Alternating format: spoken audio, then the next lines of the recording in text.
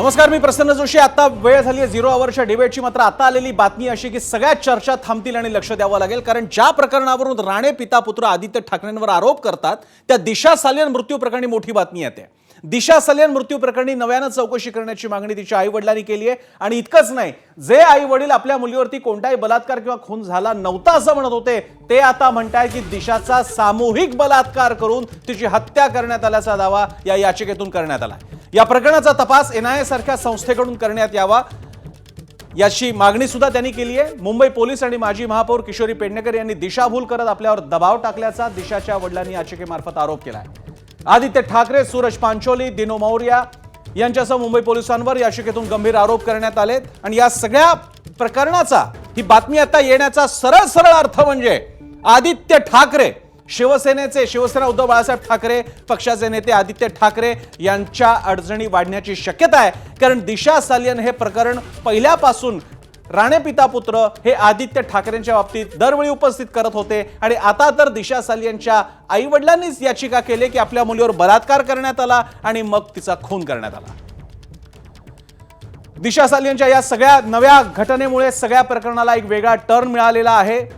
दिशा सालियनचा मृत्यू, त्यानंतर सुशांत सिंग राजपूतचा मृत्यू, हे सगळी प्रकरणं ज्या दिशेने जात होती त्यामुळे आता ह्याचा गूढ वाढलेला आहे। आणि आता दिशा सालियनमुळे सुशांत सिंग राजपूतची आत्महत्या देखील चर्चेत येणार आहे का, त्याचा सुद्धा वेगळा विचार होणार आहे का, याचा विचार करायची वेळ आलेली आहे। कारण चर्चा अशी होती की दिशा सालियनने जाण्यापूर्वी किंवा मरण्यापूर्वी तिचं काही एक संभाषण झालं होतं सुशांत सिंग राजपूतशी, आणि त्यामुळे सुशांत सिंग राजपूत टेन्शनमध्ये होता आणि या सगळ्या प्रकरणाची ही परिस्थिती तयार झाली। किशोरी पेडणेकर आपल्यासोबत आहेत, शिवसेना उद्धव बाळासाहेब ठाकरे पक्षाच्या नेत्या। किशोरीजी, तुमचं नाव घेण्यात आलेलं आहे आणि गंभीर आरोप करण्यात आलेला आहे। आरोप तर नेहमीच गंभीर असतात, पण कोविड काळात पण असेच गंभीर आरोप झाले होते। तरी पण आम्ही खंबीरपणे गेलो होतो, कारण जे केले नसेल त्याला घाबरायची गरज नाही। दुसरं आता राहिला प्रश्न, हे जे तिचे जे वडील आहेत ते अनेकदा महापौर ऑफिसला आले होते, अनेकदा विनंती केल्यानंतर मी आपल्या सर्व मीडिया सहित, माझ्या 2 शिवसेनेच्या प्रतिनिधींसहित आम्ही तिथे पोहोचलो होतो। आम्ही त्यांच्याशी जे बोलत होतो ते मीडियानी ऑलरेडी म्हणजे असावं, कारण आता मी महापौर होऊन 3-3.25 वर्ष होत आले, आणि त्याच्या आधी झालं 3.25 वर्षानंतर त्यांच्या जर ते लक्षात येत असेल तर हे लक्षात कोण आणून देत आहे?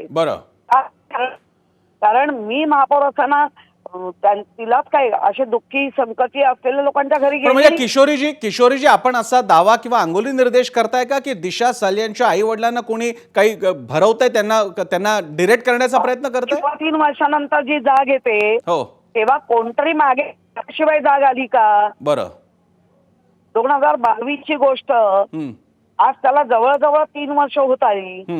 3 वर्ष त्यांना एकदाही नाही वाटलं की आम्ही काही चुकीचं, म्हणजे माझा तर काय संबंधच नव्हता, फक्त मी महापौर या नात्याने एक प्रथम नागरिक मुंबईचे, आणि ते जे सांगतात आम्हाला मदत करा, आम्ही चटण्या विकतोय, माझी बायको आता ते करते वगैरे, त्यासाठी जाणं, आणि त्याला आता ही कलाटणी देणं, कोणतरी मागे आहे त्याच्या।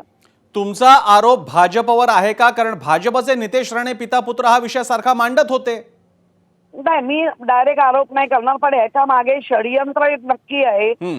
कारण ते पिता पुत्र आदित्यांना अडकवण्यासाठी करतायत हे अख्ख्या महाराष्ट्राने, देशाला, जगाला माहितीये।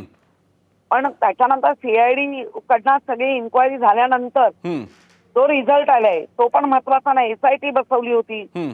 आता त्याच्यानंतर जर वडिलांना वाटत, आणि मी परत ते सगळे, मी एकटी गेलेली नव्हती, सोबत सर्व मीडिया होता, चर्चा समोर झालेली आहे, तिथे काय दबाव आणि काय टाकण्याचा प्रश्न आहे?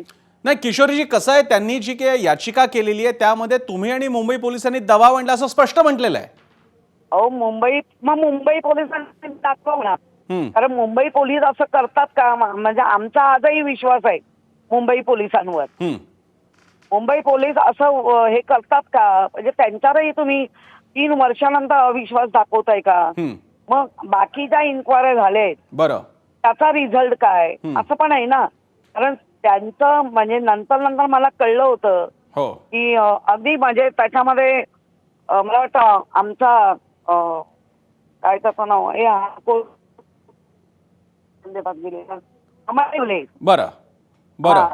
त्याच्याशी पण ते संपर्कात होते.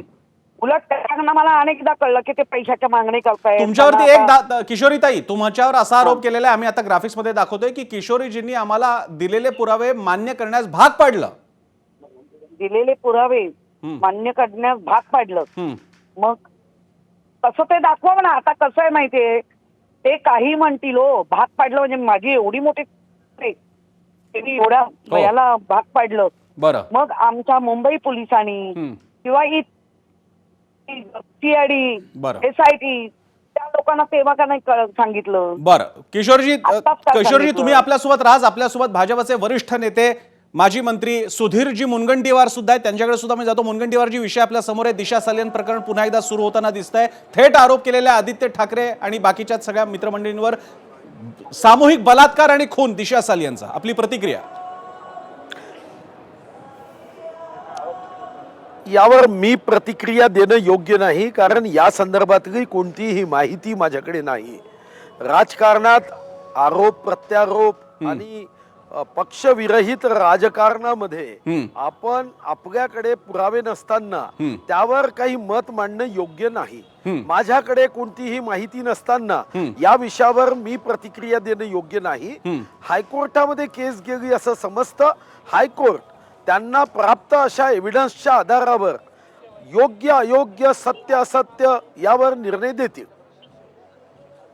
मुनगंटीवारजी, हे प्रकरण भाजपचे नेते असलेले नितेश राणे आणि म्हणजे पितापुत्रांनी सारखं लावून धरलं होतं. नितेश राणे तर जवळपास प्रत्येक PC मध्ये हा उल्लेख करायचे.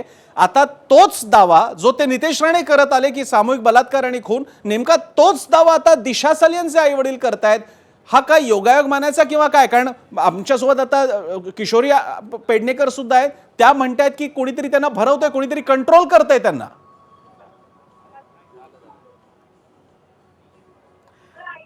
मी आपल्याला पुन्हा सांगतोय की अशा विषयावर जेव्हा माझ्याकडे कोणतीही माहिती नाही, मी प्रतिक्रिया देणं हे मला वाटतं की राजकीय अभिरुचीला धरून नाही. बरं, एखाद्या मुद्द्यावर पॉलिसीवर मत मांडणं आणि एखाद्या व्यक्तीच्या आयुष्यावर अतिशय अनुकूल किंवा प्रतिकूल परिणाम व्यक्तिगत आयुष्यावर करणाऱ्या गोष्टींवर माहिती नसताना मी मत मांडणं, मला वाटतं की मी 30 वर्ष राजकारणात आहे.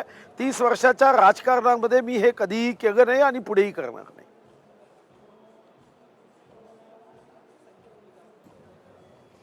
मी पुन्हा किशोरी पेडणेकरांकडे जातो. किशोरजी, तुम्ही आहात? माझा आवाज पोहोचतोय आपल्यापर्यंत? किशोरीजी, बोला. किशोरीजी, या सगळ्या प्रकरणानंतर शिवसेनेकडून, तुमच्या पक्षाकडून काही हस्तक्षेप याचिका किंवा या सगळ्या प्रकरणामध्ये शिवसेनेची बघा, मी आउट ऑफ स्टेशन आहे, मला कुठलीही कल्पना नाही. बरं. आणि मी जेव्हा मुंबईत येईन माझ्या पक्षप्रमुखांची भेट घेईन. बरं. याच्यावरती जे काही SIT हे ते त्याचे काय झालेलं आहे, कारण एक एवढा मोठा स्वरूप देत असतील तर याच्या मागे नक्की षड्यंत्र आहे.